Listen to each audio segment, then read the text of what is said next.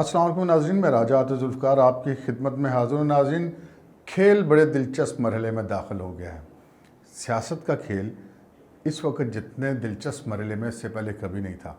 और इस्लामाबाद में बहुत सारी जो है वो इस वक्त प्लानिंग की कहानियाँ गर्दिश कर रही हैं। अगले इलेक्शन में किसकी क्या प्लानिंग है, किसने क्या सोच रखा है, किसको कैसे आउट करना है, किसको कैसे इन करना है, इन तमाम मौज़ूआत के बारे में हम आपको बताएंगे। मगर इससे पहले कि हम अपने प्रोग्राम को आगे बढ़ाएं, आपसे गुजारिश है कि अगर अभी तक आपने हमारे चैनल सब्सक्राइब नहीं किया तो प्लीज़ कर लीजिए, और साथ ही बेल आइकॉन भी क्लिक कर दिए ताकि जो ही हमारा कोई प्रोग्राम अपलोड होता है तो उसका नोटिफिकेशन फौरी तौर पर आपको मौसूल हो सके। नाज़रीन, वफाकी दारुल हुकूमत इस्लामाबाद, जिससे इक़्तिदार का शहर कहा जाता है, शहर इक़्तिदार, इसके इक़्तिदार की ग़ुलाम गर्दिशों में हमेशा ही बहुत सारी कहानियाँ गर्दिश करती रहती हैं। लेकिन इस वक्त 2023 के इलेक्शन की मनसूबाबंदी के हवाले से इस वक्त बहुत सारे फार्मूले, बहुत सारी कहानियाँ गर्दिश कर रही हैं, वो हम आपको बताते हैं जनाब। और इसके साथ साथ ये भी है कि ये सारा कुछ कब शुरू हुआ। अगरचे कि ये ऐसे मौज़ूआत हैं जिन पर हमेशा बात होती रहती है, लेकिन जब से कश्मीर का और सियालकोट का ज़िमनी इलेक्शन ख़त्म हुआ है उसके बाद से ये कहानियाँ कुछ ज़्यादा गर्दिश में हैं। इन कहानियों के हवाले से रिस्पॉन्ड किया रहा है वो भी आपको बताएंगे। नाज़रीन, इस वक्त जो कहानियाँ गर्दिश कर रही हैं मुबैना तौर पर, वो कुछ यूँ है कि जनाब अगला जो इलेक्शन होगा 2023 का, उसके हवाले से जनाब जो हमारे मुल्क के मुक़्तदर हल्के हैं उन्होंने कुछ ड्राफ्ट्स वगैरह कर लिए हैं। ये चीज़ें इस वक्त सीना गज़ट के साथ चल रही हैं और उसमें मुख्तलिफ़ बातें की जा रही है, जिनसे एक बात यह की जा रही है कि जनाब शहबाज शरीफ साहब जो हैं वो एक प्लानिंग के तहत उनको वक्ती तौर पर सियासत से रिटायर कर दिया जाएगा, जबकि उनके जो साहबजादे हैं हमज़ा शहबाज शरीफ वो PMLN की क़यादत करेंगे और वो परवेज़ इलाही साहब के साथ मिलकर एक इत्तेहाद बनाकर अगले इलेक्शन में मैदान में उतरेंगे। उनका इत्तेहाद बनाया जाएगा और इन दोनों जमातों के दरमियान, यानी कि मुस्लिम लीग नून जिसको लीड शहबाज शरीफ कर रहे होंगे और जो परवेज़ इलाही साहब का ग्रुप है, इनके दरमियान ब्रिज का किरदार अदा करेंगे जनाब चौधरी निसार अली ख़ान। जी हाँ, वही चौधरी निसार अली ख़ान जो कि गुज़श्ता 3 साल से बिल्कुल खामोश बैठे हुए थे और अचानक ही वो आए और उन्होंने हलफ उठाया और उसके बाद एक हलचल मच गई पंजाब असम्बली में, लेकिन उसके बाद फिर सारा मामला हो गया ठुस। अब जो कहानियाँ गर्दिश में हैं जो कश्मीर के इलेक्शन के बाद से स्पेशली आई हैं, उसमें ये कहा जा रहा है, ये एक बावर करवाया जा रहा है सब लोगों को जो बाखबर हल्के होते हैं, साफ़ती हल्के होते हैं, उनमें ये चीज़ें मैं तो ये कहूँगा कि स्प्रेड की जा रही हैं कि जिसमें ये कहा जा रहा है कि जनाब अगले इलेक्शन में जो है वो नवाज़ शरीफ साहब का और मरीम नवाज़ का कोई रोल नहीं होगा। वक्ती तौर पे एक स्ट्रेटजी के तहत शहबाज शरीफ को हटाकर हमज़ा को आगे लाया जाएगा और उसके बाद जो है वो एक खाका बनाया गया है, वो खाका ये है कि जनाब अगले इलेक्शन में जो सिंध के साथ साथ बलूचिस्तान में पीपल्स पार्टी को कुछ हिस्सा दिया जाए, जो कि असरात भी नज़र आने शुरू हो गए हैं। कुछ लोग जो कि मुस्लिम लीग नून से हट गए थे, अब्दुल कादिर बलोच साहब, सनाउल्लाह ज़हरी साहब, वो अभी पीपल्स पार्टी में शामिल भी हुए हैं। उसके साथ साथ पंजाब में जो है वो शहबाज शरीफ और परवेज़ इलाही साहब का जो ग्रुप है उनको मिला के चलाया जाए और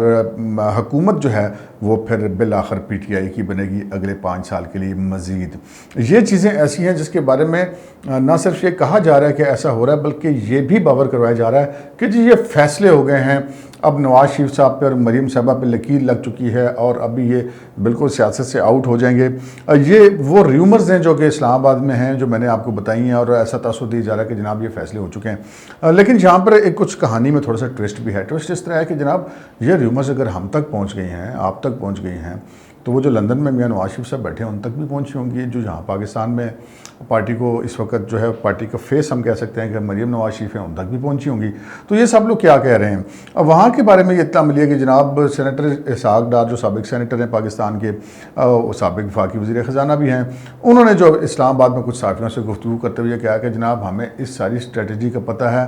हमें इनकी तमाम तर प्लानिंग और हिकमत अमली का पता है। जो हमारे मुखालिफ सियासी क़ुव्वतें इस वक्त एक बिसात बिछा कर बैठी हुई हैं और अपने मोहरे जो बदल रही हैं और अगले इलेक्शन के लिए नई सफ़बंदी कर रही हैं, तो हमें भी ये सारा कुछ पता और हमने भी इस हवाले से बहुत कुछ सोच रखा है। जब इसहाक डार साहब से ये पूछा गया कि जनाब ये आप लोगों ने क्या सोच रखा है, तो उन्होंने कहा कि मियां नवाज शरीफ 2023 का इलेक्शन जाकर 2023 में होते हैं या 2022 में होते हैं, जिस वक्त भी ये इलेक्शन होते हैं उससे पहले नवाज शरीफ साहब अपनी हिकमत अमली नहीं सामने लाएंगे। उन्होंने ये कहा कि किस्सा मुख्तसर में इतना बता दूँ कि जनाब हम ऐसा नहीं करने देंगे। अब इस हवाले से नवाज शरीफ साहब के जहन में क्या है, ये इसहाक डार के जहन में क्या है इस हवाले से तो कोई कुछ नहीं कह सकता, लेकिन ये बात कन्फर्म है कि ये जो इस्लामाबाद में इस वक्त र्यूमर्स चल रही हैं, उसके बाद जो वहाँ पर लंदन में लोग बैठे हुए हैं उनको भी इन सारी र्यूमर्स का इल्म है और वो सारा कुछ अपना काम उस तरह कर रहे हैं। अब यहाँ पर ये दो सवालात पैदा हो जाते हैं। एक ये कि क्या शहबाज शरीफ साहब और हमज़ा शहबाज मुस्लिम लीग नवाज़ या नवाज़ शरीफ या मरियम से अलग हो सकते हैं? एक तो ये सवाल है, क्योंकि 35 साल से तो अभी तक ऐसा नहीं हुआ। बहरहाल वक्त कुछ भी करवा सकता है इंसान से, लेकिन बज़ाहिर ऐसा नहीं लगता। अगर ऐसा हो भी जाता है तो फिर डिपेंड इस बात पे करता है कि जो पब्लिक है वो उसका वोट बैंक नवाज शरीफ साहब के साथ है या कि पार्टी के साथ है। तो यहाँ पे ये मेरा ख्याल है फैसला करने में कोई इतना मुश्किल काम नहीं कि पाकिस्तान में हमेशा से वोट जो है वो शख्सियत का ही रहा है, चाहे वो लोकल लेवल पे इलेक्टेबल्स हों, सूबाई या वफाकी असम्बली के हलकों के लेवल पे या कि पार्टियों के सरबराहों के लेवल पे। अगर हम ये कहें कि वोट जो है वो नवाज शरीफ के नाम पे पड़ता है तो इसमें कोई ये बात बेजा नहीं होगी। और अब इतना कुछ होने के बावजूद भी अब भी जो वोटर है वो नवाज शरीफ साहब के साथ जुड़ा हुआ है या फिर मरियम के साथ जुड़ा हुआ है। और मरियम के साथ भी इसलिए जुड़ा हुआ है कि मरियम को जो है वो अपने वालिद नवाज शरीफ साहब की जो है वो मुकम्मल सरपरस्ती, हमायत और तायद हासिल है। अभी तक जो पाकिस्तान मुस्लिम लीग नून का वोटर है वो किसी भी तरह से, इवन शहबाज शरीफ साहब जो नवाज शरीफ साहब के सगे भाई हैं, उनके साथ भी वो जिसे कहते हैं ना कि अपनी एफिलिएशन महसूस नहीं करता। अब दूसरी तरफ बात हो जाती है कि अरकान असम्बली की। अरकान असम्बली इस वक्त तो यकीनन ये चाह रहे हैं कि जनाब कोई मामला तय पा जाएँ, थोड़े से हम सौखे हो जाएँ, कोई मुकदमेबाजी जो चल रही है, हम पे जो मुकदमे बन रहे हैं वो कुछ कम हो जाएँ और हम जो है वो लोगों से जाके इंटरेक्ट करने के काबिल और उनके कुछ काम वाम करवाएँ किसी तरीके से पंजाब असम्बली में तब्दीली लाकर और फिर अगले इलेक्शन में जाएँ। लेकिन अगर ये इसी तरह नवाज शरीफ साहब की स्ट्रैटेजी चलती रही और अगले इलेक्शन तक मुस्लिम लीग नून इसी तरह गई कि वो इसी तरह पोजीशन में है, इसी तरह वो जो है वो उसका जो एंटी इस्टेब्लिशमेंट बयानिया है उसको वो कायम रखती हुई अगले इलेक्शन में जाती है, तो फिर अगले इलेक्शन में जो है वो देखना यह है कि पब्लिक जो है वो फिर क्या, अगर कोई ऐसा हो जाता है कहाँ कोई चौधरी निसार, शहबाज शरीफ, हमज़ा शहबाज, परवेज़ इलाही साहब, चौधरी शुजात साहब, मोहन इलाही साहब, क्या इन लोगों के साथ चलेगी या कि नवाज शरीफ साहब के साथ ही चलेगी? यहाँ पर ये बात ज़रूरी है कि वो फिर अभी तक कोई ऐसे असरात नज़र नहीं आते कि जो मुस्लिम लीग नून का वोट बैंक है वो नवाज शरीफ साहब की मर्जी के बगैर किसी तरफ जा सकता है। यही सूरत हाल PTI में है। अगर PTI से जहांगीर तरीन साहब निकल भी जाते हैं तो उन इलेक्टेबल्स तो शायद अपनी सीटें दोबारा हासिल कर लें, लेकिन जो PTI का वोटर है उसका वोट इमरान खान साहब के साथ जाएगा। इसी तरह जो लोग पीपल्स पार्टी के साथ हैं वो उसी साइड पर जाएंगे जिस साइड पर आसिफ जरदारी और बिलावल जरदारी होंगे। आपको याद होगा कि जब पीपल्स पार्टी टूटी थी बेनज़ीर साहबा के दौर में और बहुत सारे जो अंकल्स थे पार्टी के वो निकल गए पार्टी से, लेकिन उसके बाद उन अंकल्स को वो तारीख़ के सफ़ात में गुम हो गए। ऐसी मुस्लिम लीग नून में देख लें, जिन जिन लोगों ने